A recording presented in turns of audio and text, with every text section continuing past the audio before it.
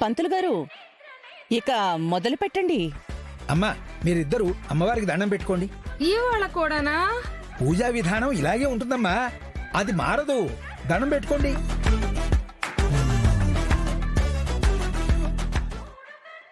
చేయి చాపండి. ప్రసాదమేమోనమ్మి.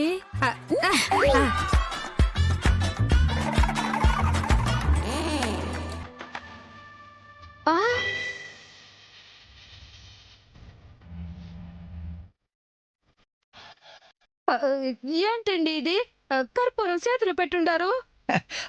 అమ్మవారికి కష్టంగా కాకుండా ఇష్టంగా హారతి ఇవ్వండమ్మా, అదే ఫలితాన్ని దక్కిస్తుంది.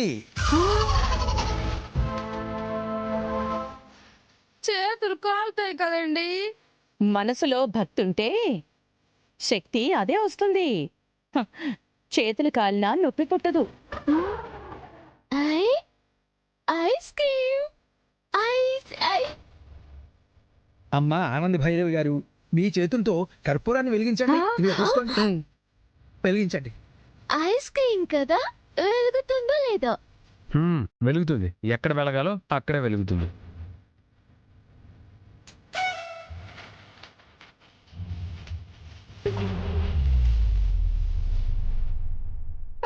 హారతి ఇవ్వండమ్మా.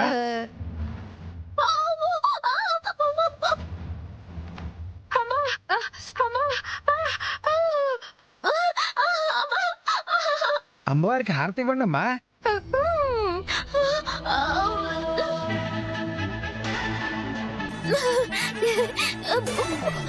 కాంచనా, కోరికలు మనసులో కోరుకోవడం కాదు. అమ్మవారికి హారతిస్తూ ఒక పాట పాడు. నీ విన్నపాలన్నీ అమ్మవారికి వినిపించేలా ఉండాలి. పాట నోటి మాటే వచ్చేలా లేదు.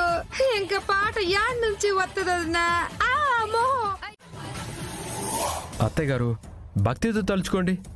మీ కూతురికి నయం అవ్వాలని బలంగా అనుకోండి. ఆటోమేటిక్గా పాట అదే వచ్చేస్తుంది.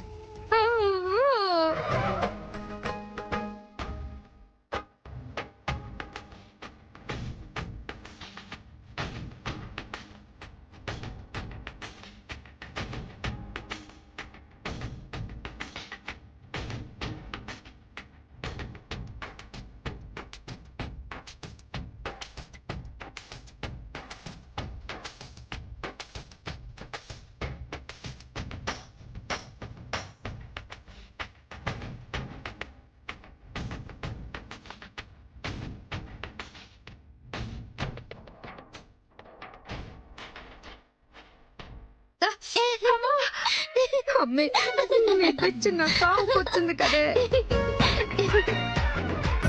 నవ్వుతావంటే పిచ్చి ముఖం ద్వారా.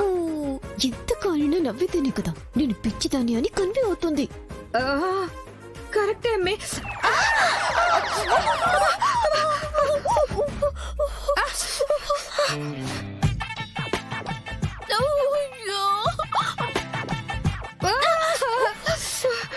అమ్మా హారతి కార్యక్రమం పూర్తయిపోయింది కాబట్టి ఇప్పుడు అసలు పూజ మొదలు పెడదాం.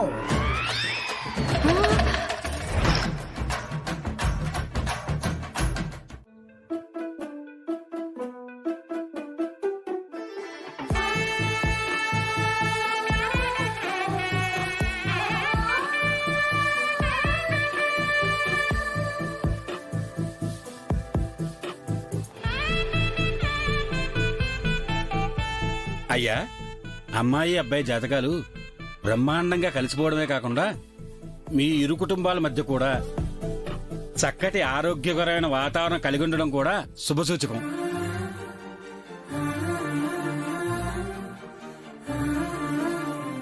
ఇక ముహూర్తం విషయానికి వస్తే శుభముహూర్తం ఎప్పుడో చదివి వినిపిస్తాను, అందరూ శ్రద్ధగా వినండి.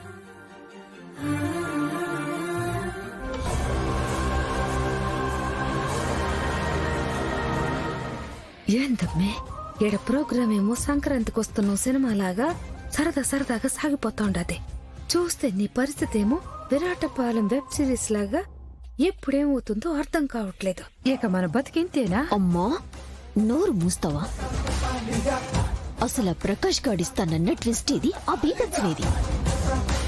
కళ్ళల్లో చిచ్చుపుట్లు వెలిగించుకొని ఎదురు చూస్తున్నా. ఒరే ప్రకాష్, ఇక్కడ్రా నువ్వు.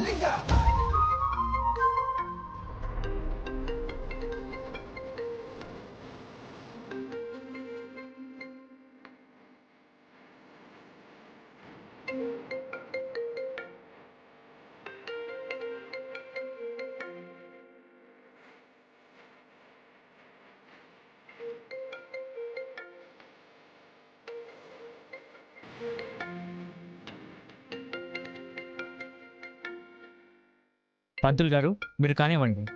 ముఖ్యమైన కాదనుకుంటా, ఇప్పుడే వస్తాను.